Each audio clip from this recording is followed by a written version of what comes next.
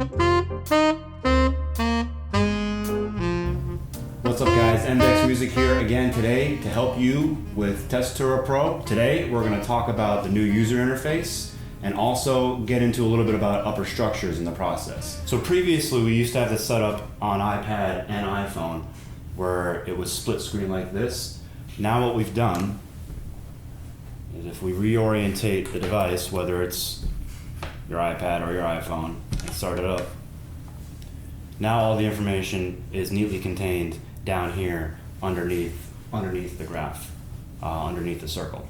So what we have here loaded is a half diminished scale, just a combination of half steps and whole steps alternating. Half, whole, half, whole. And we're going to show what chords you can play that on top of, and also what upper structures you can play with your right hands that go well with that scale. So here we have a list of complex, convoluted ways of voicing the chords or saying the chords, C7 flat 9 13, C7 flat 9 sharp 13, etc. And then we're going to go into how else you can see those chords, basically as triads on top of other chords that might make it easier to understand. And Tessitura is going to show you what works and what doesn't work with regards to this scale. All right, so here you see all the notes in the half diminished scale within our circle. If we go here, we can see it written out and shaded in on the keyboard. All right, and then that's the chord, the C7, that this scale goes really well with. All right, so let's go back to that other view real quick, and we talk about what else or what tensions work well, what upper structures we can put on top of that, and see it all within one screen now. On the iPhone, you're not going to have the option of reorientating, and it's going to be in portrait view the whole time. But on the iPhone, or I'm sorry, on the iPad, you're going to have the option of doing it either way, like it was before or as it is now. Personally, I like this. My brain makes more sense of this. You might too. So here we have. I'm going to click on the Show One button right here. This is going to allow us to see one at a time which upper structure chords go well with C7. So it starts off basically with a regular C triad, which is nothing more than a lower structure of the chord we're already playing. That's not really anything we're interested in. What we want to look at are the other three chords, like the A.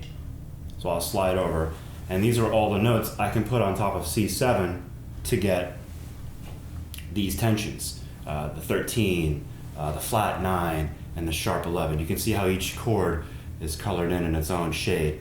That was the previous lower structure of C. Now we're on this like seafoam green. That's our A. Next, when we go to G flat, you're going to see it be this like lime green, and then the E flat are those three notes there, in purple. So let's go back to what we were looking at a second ago. So if I play an A chord on my right hand and a C dominant 7 on my left, I'm basically playing a C7 flat 9 13. All right.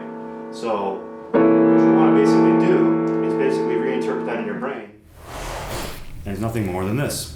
You see that chord symbol? Basically A over C7. That's all you're really doing. All right? So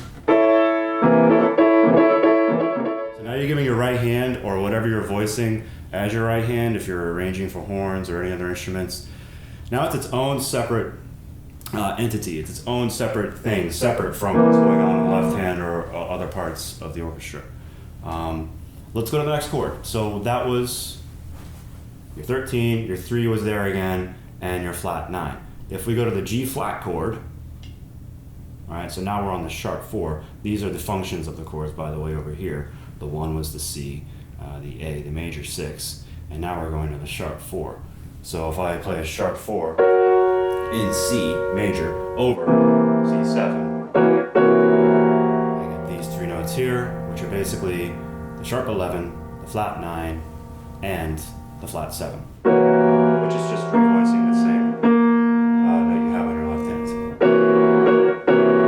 So this you might see as a C7 flat 9 sharp 11, all right? But that's a mouthful, so we're going to change it around. We're going to say, just look at it as a G flat, whoop, over C7. And we get all those tensions. We get the 11, the sharp 11, the flat 9, and the 7 again. So once again, just seeing this C7 flat 9 sharp 11 as one triad over C7, one chord over another, slash chords. All right. The last chord in our example is the flat major, flat 3. So now I can see if I play an E flat, which functions as a flat 3 chord, on top of C7. We haven't moved C7 yet at all. It's still there. It's been there. It's going to be there. All right. But now if I play an E flat chord on top of it, what I'm getting now is the 5 again, the 7 again, and now my sharp 9. So you're basically looking at a C7 sharp 9. Or E flat over C7. So we've reinterpreted all these chords in the left column as something a bit more simple on the right column. If you think of slash chords as simpler, I do. All right. So all the chords we just played, the A over C7, G flat over C7, the E flat over C7. These can all resolve, by the way, pretending you're in the key of F, treating the C7 as the 5. They can all resolve to F. I would probably do that like this, actually. Right? Yeah, that sounds a bit better. So, what if you want to put minor triads on top of the dominant 7 chord that's on the left hand? Easy peasy. We're going to go to the search feature over here. This brings up all the different options, and we're going to go with a minor triad as the upper structure voicings. So now we have, as possibilities, C minor, A minor, G flat minor, and E flat minor. Basically the same chords we just saw, the same triads we just saw in a minor quality. So if we put a C minor as the upper structure on top of our C dominant 7, it'll sound like this. Basically a C7 sharp 9, exactly where we left off with before. The only difference being, now we're doubling the 1, the root of the chord, whereas before, we were doubling the 7. Now, if you're playing them all at the same time, left hand with right hand, or upper structure with the lower structure, that really doesn't make too big of a difference. It's when you kind of start to separate things out, or assign, like say the trumpets to this, the rest of the band to this, that starts to stand out as something different, as opposed to, alright? So there you can kind of see where you might want to voice the right hand as a C minor versus an E flat, alright? Kind of splitting hairs, but it does come into play in certain situations, alright? So there's just another C7 sharp 9. So we saw it earlier as E flat over C7. Now we can also look at it as C minor over C7. All right.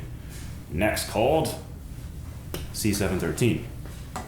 How can I get that? Well, I can just play an A minor, as it says here in the app, which is the 6th chord of our key, on top of C7. Before that was major, to give us C7 flat 9 sharp 11. Now it's A minor, A C E, to give us simply C7 13. Adding the 13 right there. Alright, so once again, A minor over C7. A bit simpler. A minor over C7. Alright, so next one's a mouthful. C7 flat 9 sharp 11 13. So while you would never ever see that probably in a lead sheet or any kind of publication, it would probably show up as a C13, and it's just up to you to kind of figure out what the other tensions are. Now we're over here on G flat. So if I play a G flat on my right hand, and keep the C7 on the left, I'm going to get these tensions. The flat 9, the sharp 11, and the 13. So they're all present on my right hand. Alright? Merely just seeing it as a G flat minor chord, over C7. Okay. There's your 13. There's your flat 9. There's your sharp 11. All right there. So once again, G flat minor over C7. Excuse my handwriting. Next up in the chord, sequence here is our E flat minor, which gives us these tensions, the sharp 11, the sharp 9, and the flat 7. So if I go with an E flat minor on my right hand, there's my tensions. There's my 7, my sharp 9, and my sharp 11. Once again, most likely, maybe, possibly resolving there to the 1 if you're an F. Alright? So there's all the ways, let's write that in there. What did we say that was? E flat minor, oh my god! E flat minor over C7. Alright?